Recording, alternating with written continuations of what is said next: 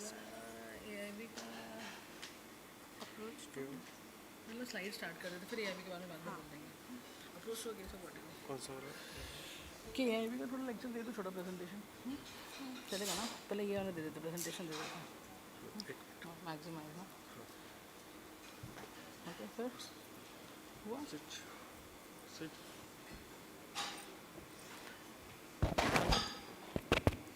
ये चलो।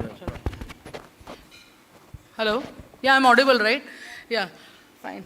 So, good morning, everyone. And I would like to thank AOI, HNS, Vidarbha, and Ajanta Pharma, especially Arpana, for organizing the event at a very short notice.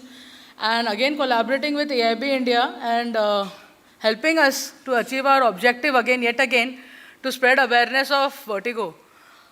Since AIB, American Institute of Balance India, has nothing to offer except for academics, we are more into educating the doctors who love practicing vertigo and want to stick to their the basics of the medicines yet again, because a vertigo specialist is someone who is not only good at ENT, but who is someone who is very good at other 5 subjects also collaboratively, which is ENT, neurology, medicine, intensivist, a very good psychiatrist and a counselor also.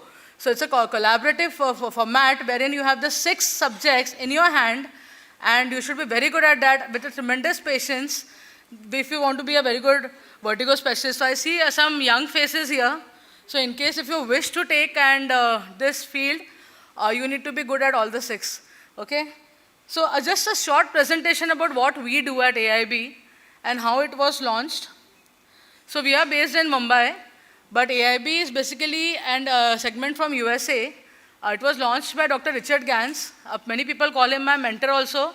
Yes, he is my mentor. I follow his protocols.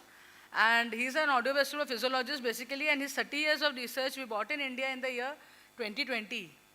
As per the latest research in a research article in Times of India said there are 180 million people who suffer from vertigo and balance disorders in India. Considering the such a big, vast this segment or this niche or disease, wherein everything is just served as a buffet of medications, we are here to change the perspective, and with the advances of neurootology every year, I'm sure we'll be able to reach our goals sooner or later. So AIB is more into consistent, high quality, evidence-based, balanced health issues for one and all, and we believe health for everyone. So we will not say that you need to have a very huge investment of equipments, but we will make you a very good clinician so that you can set off your skills so good that everybody can be treated in India. Okay? So we are mainly into education, patient care and researches. And our robust plan stays on this 3 objectives only. AIB India currently has 3 online courses which are self-paced courses, and you do not go to USA to have that degrees, in your hand or a certificate. You can very well add to your resume, and being an ENT, you should always practice, because you are the one who see the eardrum, or we are the ones who have the, authority to have used the otoscope and see the eardrum, not our neuro friends, not the medicine, not the intensive, but it is we who start with the eardrum and take the pathway to the brain, So with the IVRC 1, 2 and Light, we have already launched back in to 2020 when it did computer question. Now AIB India Academy was launched recently in the year, in the August, keeping in mind more of hands-on workshops. So this program is carried out every month, twice in a month, based on the hybrid courses and the comprehensive care that I personally take. It is a skill building training courses specially designed for ENTs or neurologists who get stuck or have confusion as to what to use where. It's just like, doing a geometry, which algorithm you need to use where, that is the question, and which patient will fit to your particular patient base or the case base. So that is more clearance that we give. We always invite ENTs, neuros, consultants, and intensivists to join us. And these are about courses. You can contact my team, and they will tell you more about it, about the programs. And we look forward with having a kind attention to the entire program. I'll be taking about 5 lectures today, which will be right from starting with the case history and going towards case discussion, going towards pharmacotherapy, going towards your BPPV, Of course, I'll be adding some hands-on, making it more interactive, and something on the vestibular rehab also. Slide presentation में क्या हुआ? Check. Yeah. Okay. So this is my first presentation for the day. Approach to a case of vertigo. So please take as much as you can want to take photo shots of this, because these are based purely on history taking, what your format should be, because it will not be that 5 classic red flags that you keep on asking to a patient who is coming with an ENT presentation. There will be something more to this that you need to know. So that more to do this will be added in this particular slides. First is the myths. So the common myths that is every time asked to us that doctor मेरा चक्कर ठीक होगा क्या? Is vertigo treatable? कि मुझे आजीवन रहना है ये बीमारी के साथ. तो उनको कहना है कि vertigo is treatable. Yes, with the latest advances in neuroetology, we are able to study the functioning of a saccule and utricle also. So, and that helps in the rehabilitation part. So if your protocols are clear and straight, so you will be able to treat that patient, or maybe at least limit the number of symptoms or limit the attacks of vertigo that he get in an entire lifetime.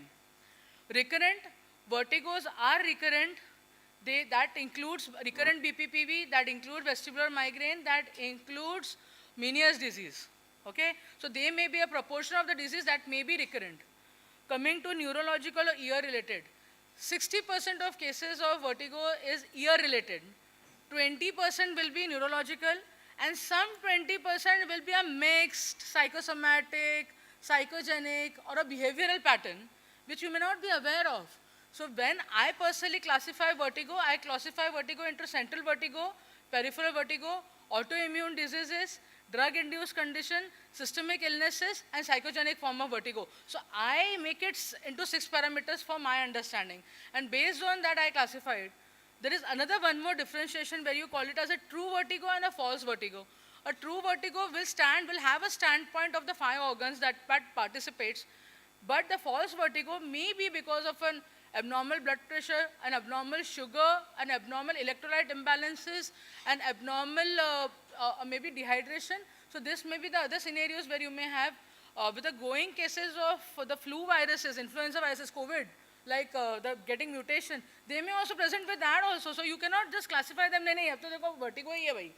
Vertigo is just a symptom, it's not a diagnosis. The diagnosis is more beneath. It's like an iceberg phenomena. You are seeing something at the top of the tip of the something, but there is something more that you have not asked about. And the more you get into digging the questions, more the lead questions being asked, you come to know where the patient stands. Coming to cervical spondylosis, I believe every ENT here must have seen an X-ray film in the hands. Classic cervical spine epilateral, what are we seeing in that? Some 7 vertebrae, and some coming from the dorsolumbars, the dorsal portions probably. They are not the leading causes of vertigo. So please remove cervical spondylosis as the leading cause, because pain is the condition of cervical spondylosis. Remember one thing, your nerves go down. They don't go up. So the ears are way above your vertebrae. So something has to be happening at the signals level of the ears where you may have, but not the spine. The cervicogenic vertigo has 5Ds and 3N separately. That is VBI, vertebrovascular insufficiency. But don't make it a confusion. Every presentation can be a neck pain, but that we also see in migraineurs. So don't, and sometimes it is because of the reduced reflexes also, VSR, VCR, and vestibular ocular reflex. So don't get that confusion that is cervical spondylosis. Remember, pain is the sign of cervical spondylosis, not vertigo. Role of medicines, we have role of medicine, but when you talk about classically peripheral vertigo, that is ears and eyes, it is more of rehab and maneuvers. Medicines are adjuvant. When we talk about central vertigo, like Meniere's, or like we talk about migraine, Meniere's is again a conjuncture from the ear. Then there are role of medicines. There are role of vertigo drugs to abort the attacks. But there are dedicated roles. Everyone has a responsibility. So that all the responsibility will be covered today as to what has to be used. And non-specific exercises, that days are gone. When that paper used to come and there used to come some 8 exercises in the front, 8 behind, Cawthorn's regimen and Brander off. That days are gone. There's something new. So what that new is, I will be covering a part of it. I'll see that everyone does this before you all leave today. That is a part of it so that it helps your patients from tomorrow. So, vertigo. Vertigo is an illusionary or a false sense of movement of the body, most often of spilling or spinning. Symptoms. What are the symptoms? Doctor मुझे लग रहा है मैं एक side गिर रहा हूँ. Doctor मुझे लग रहा है मैं ज़मीन में धंस रहा हूँ. डॉक्टर मुझे लगता है मेरे पाँव कांपते हैं. ये सारे आपके वर्टिगो के सिम्टम हैं. Not only rotatory spinning. There is also known as non-rotatory spinning. That is comes under 3PD. That will be speaking about more persistent perceptual postural dizziness. That comes under the vertigo arena, and the Barani Society covers it under the classification. So these symptoms, they all come under the broad level of the vertigo and balance disorder. And for the ease of recognition, we try to differentiate into peripheral or central vertigo. Anatomy of the ear. I will not lie, I have taken this picture from Dhingra, okay, because everybody has read Dhingra, whoever has been here, and that was there in the anatomy of the ear page. I'll be honest, because all the senior people are saying, they say your figures are coming. No, it's from there only. So without wasting your time, our ears are divided into external ear, middle ear, inner ear. Okay, pinna to the eardrum to the inner ear, and then the entire six-sided middle ear box, and then comes your inner ear, where we think that the responsibility is entirely of the inner ear to take care of the vertigo, but it is other 3 or 4 organs which we don't talk about, which are also participates. So 3 semicircular canals and a cochlea and the auditory nerve that make up the entire apparatus for the inner ear and the balance function and the balance function. So now there are 5 systems basically that you need, that has to be into synchronization. Now this program which is running is modulating with my laptop to the screen along with the systems that he is